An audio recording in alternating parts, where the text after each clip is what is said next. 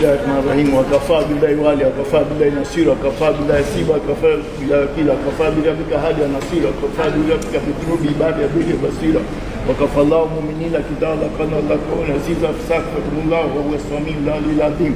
Na tafsiri hayo ndio sema, anasema kwamba Mwenyezi Mungu, wewe peke yako unatosha kwa shahidi. Wewe peke yako unatosha kwa wakili. Wewe peke yako unatosha kwa jaji. Wewe ndio shahidi, wewe ndio kiongozi, wewe ndio mwenye nguvu za kila kitu. Tunakuomba Mwenyezi Mungu, inshallah, kwa nguvu zako, baraka zako na uwezo wako, ufanyie haki uongozi wetu, ili waamrisha majaji wahukumu haki na wahukumu kisheria. Mtakatifu, mtakatifu, mtakatifu, Baba Mungu mwenye enzi, uketie mahali pa juu palipoinuka.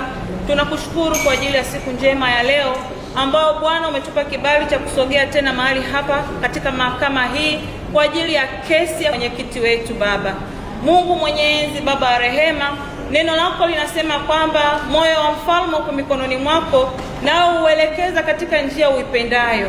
Basi Mungu, tunaikabidhi mioyo ya majaji katika kesi hii, tunakabidhi mioyo ya mawakili wa serikali pamoja na mawakili wetu Jehova, ili Mungu wakatende katika ile iliyo haki yako Baba. Amen. Kipekee kabisa tunamkabidhi mwenyekiti wetu Mheshimiwa Lissu katika mikono yako iliyo mikuu Jehova, maana umesema amani ya kweli inatoka kwako, faraja ya kweli inatoka kwako, na ile haki Jehova inatoka kwako.